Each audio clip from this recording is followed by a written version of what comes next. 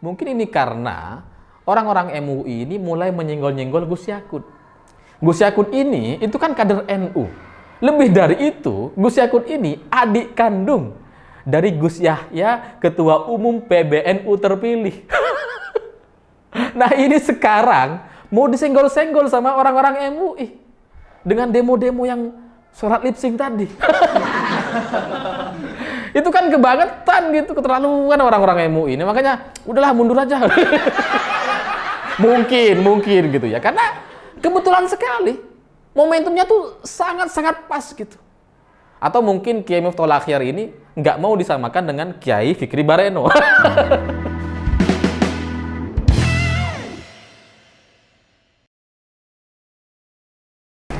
Selamat malam para mantan, selamat malam untuk semua kalian yang pernah dihadapkan dengan dua pilihan mudah. Pilih yang cantik atau yang jelek. Ya jelas kita pilih yang cantik lah. Mudah sekali gitu. Nah, cerita-cerita semacam itu menurut saya itu jadi mirip sekali dengan cerita Kiai Haji Miftahul Akhyar. Karena belakangan ini beliau dihadapkan dengan dua pilihan mudah. Mudah sekali. Antara menjadi Rois Am PBNU atau menjadi Ketua Umum MUI. Ya jelas pilih Rois Am lah. Makanya kemudian beberapa hari yang lalu Kiai Haji Miftahul Akhyar ini memilih mengundurkan diri dari posisi Ketua Umum MUI. Cuma lucunya Sekjen MUI merespon tidak setuju. Kata dia, menurut rapat-rapat yang sudah kami lakukan, kami masih belum bisa menerima surat pengunduran diri ini. Karena Kiai Miftahul Akhyar sudah dipilih sampai 2025. Sementara Anwar Abbas gitu ya, beliau malah membujuk PBNU untuk merelakan Kiai Miftahul Akhyar ini tetap di MUI. Bahwa nanti misalkan Kiai Miftahul Akhyar ini nggak fokus di MUI, jauh lebih fokus di Rois Am PBNU, nggak apa-apa. Yang penting jangan mundur. Ya kayaknya MUI ini sangat tergoncang dengan pengunduran diri ini. Gitu ya. Mungkin mereka juga bingung. Ini kalau beliau mundur, siapa yang jadi ketum nih habis ini? Masa Ma'ruf Amin lagi gitu ya? Kalau Anwar Abbas kan nggak cocok. Bingung mereka, makanya masih belum bisa menerima surat pengunduran diri ini. Ya meskipun sebenarnya kalau kita lihat gitu ya, alasan dari Kiai Miftahul Akhyar untuk mengundurkan diri ini sederhana, simpel sekali. Karena amanah dari Muktamar NU di Lampung itu mengamanahkan agar pengurus ini tidak rangkap jabatan di luar pengurusan MU. Makanya kemudian beliau memilih mengundurkan diri dari Ketua Umum MUI. Simpel gitu. Dan secara pilihan, emang itu pilihan yang mudah sekali. Kalau kita disuruh pilih antara kelompok yang nggak jelas sama yang jelas, ya jelas kita pilih yang jelas. Gitu. Karena kalau di NU itu kan jelas keilmuannya. Kiai-kiainya bisa baca kitab, ada sanad-sanadnya, pernah ngaji di mana, jelas gitu urutannya. Kalau di MUI, nggak ada. Modal serban sama teriak-teriak udah selesai tuh, udah bisa jadi MUI. Ya, kita juga sama sih. Kalau kita dihadapkan dengan dua pilihan gitu ya, pilih rumah yang bagus atau yang kurang bagus, ya kita pilih yang bagus lah. Pilih kelompok yang nggak satu visi, nggak jelas gitu ya, tujuannya seperti apa. Mending kita pilih yang satu visi, gitu kan, yang lebih menenangkan, lebih jelas arahan tujuan hidupnya. Gitu. Ya karena kalau Kiai Miftahul Akhyar tetap bertahan di MUI, itu kan justru menurut saya merendahkan namanya gitu. Karena dia akhirnya akan bergabung dengan orang-orang yang modal serban sama jubah hijau, terus sholat nggak bisa. Sholat salah-salah, sholat lip sync lagi. Kan menurunkan kualitas dari Kiai Miftahul Akhyar yang benar-benar kiai gitu. Disamakan sama Fikri Bareno, wah nggak nyambung gitu. Nggak seimbang gitu. Lagian di MUI itu juga selama ini tuh ya suka bikin-bikin fatwa yang yang unik, yang lucu gitu. Sampai kemudian bikin stempel halal untuk kulkas, untuk lipstik, untuk baju, untuk kerudung, apa coba gitu. Itu kan udah mulai nggak waras gitu. Jadi menurut saya dukung lah Kiai NU untuk keluar dari MUI. Harapannya setelah ini jangan cuma Kiai Miftahul Akhyar. Kalau bisa Semua tokoh-tokoh NU, kader-kader NU, kiai-kiai NU keluar semuanya dari MUI. Muhammadiyah juga kalau bisa keluar semuanya. Supaya MUI ini udah nggak bisa punya legitimasi lagi. Karena selama ini yang terjadi gitu ya, MUI ini merasa lembaga tertinggi ormas di Indonesia. Organisasi Islam yang paling tinggi. Yang merasa punya hak untuk mengeluarkan fatwa. Seolah-olah semua fatwa-fatwanya ini harus dituruti oleh semua orang gitu. Tanpa terkecuali. Padahal mereka ini bukan apa-apa gitu. Cuma kumpulan orang-orang yang ngambil dari beragam organisasi. Dari NU diambil, dari Muhammadiyah diambil. Ada HTI, FPI juga ada di sana. Nah biasanya yang dominan, yang cerewet itu yang ini nih. Yang FPI, HTI ini gitu. Yang bikin ngusulkan fatwa-fatwa dan sebagainya itu gitu. Jadi saya mendukung Kiai Miftahul Akhyar untuk mundur dari ketua MUI, kalau bisa semuanya juga mundur supaya MUI ini cepat-cepat bubar. Karena malu banget ada di MUI gitu. Ngapain? MUI itu kan gak ada apa-apanya gitu. Masa mau disamakan dengan Fikri Bareno sih gitu. Soal Fikri Bareno ini saya baru ingat gitu. Dia kan ngaku belakangan ini tuh dia 20 tahun sudah menjadi pengurus pusat MUI katanya. Sementara jejak digitalnya, saya baru tahu. Tahun 2013 lalu, dia masih menjadi pedagang jilbab di Tamrin City. Itu kan artinya, dia rangkap jabatan.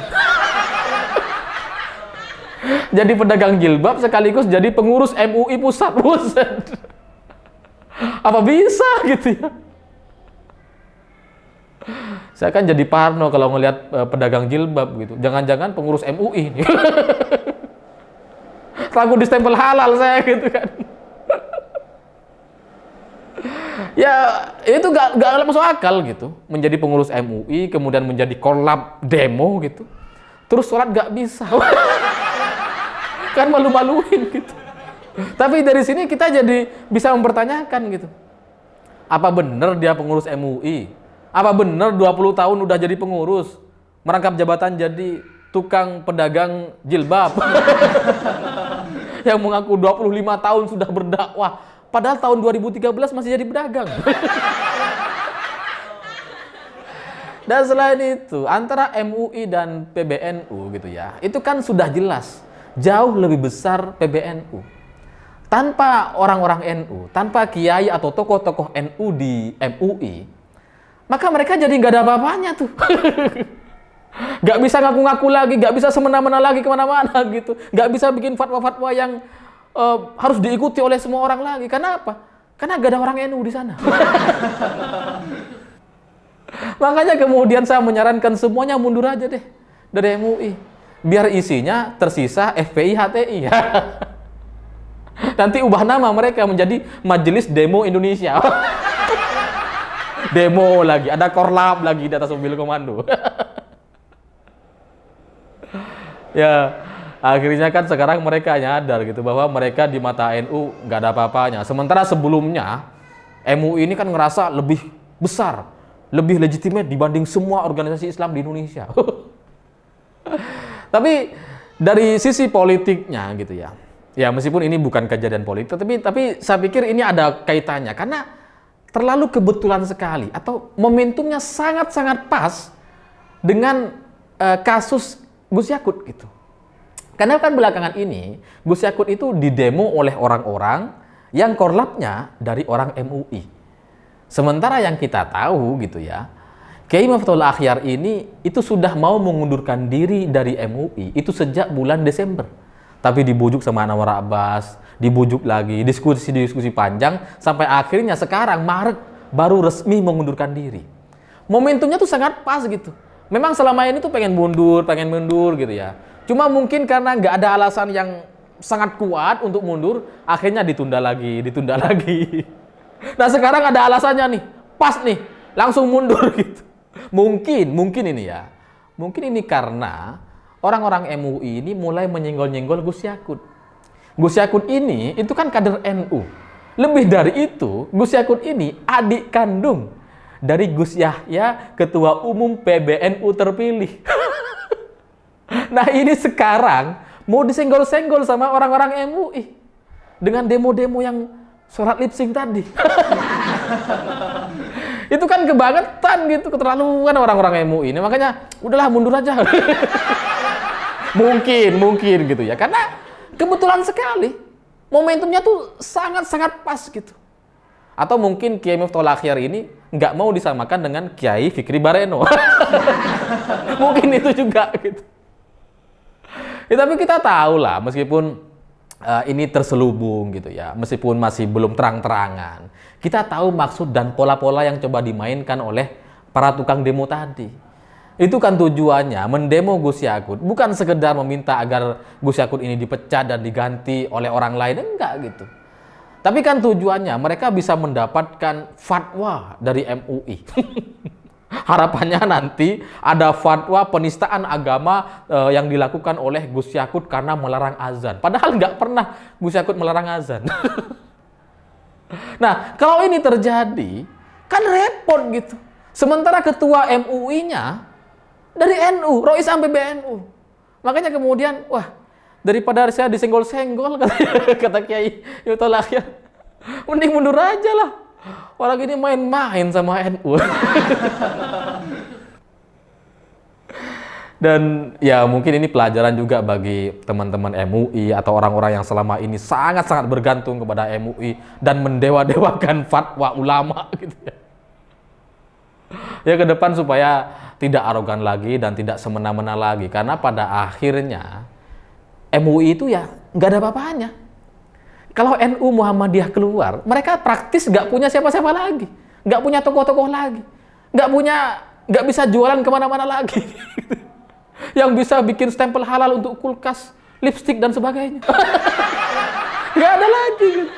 Jangankan itu, jangankan mundur semua, baru satu aja yang mundur dari KNU, mereka udah bergetar, udah nggak bisa terima. Oh jangan katanya, masih ngemujuk-ngemujuk PBNU. Itu kan artinya apa? Mestinya ini disadari oleh ulama-ulama NU gitu. Supaya jangan diem atau ada di MUI gitu. Karena kalian cuma dijual-jualin sama mereka. Ngaku-ngaku gitu. Wah, saya ini MUI, Majelis Ulama Indonesia. Dan ini banyak kejadian. Ada orang-orang yang memang seperti itu tujuannya gitu ya, yang memang logika bisnisnya jalan gitu ya.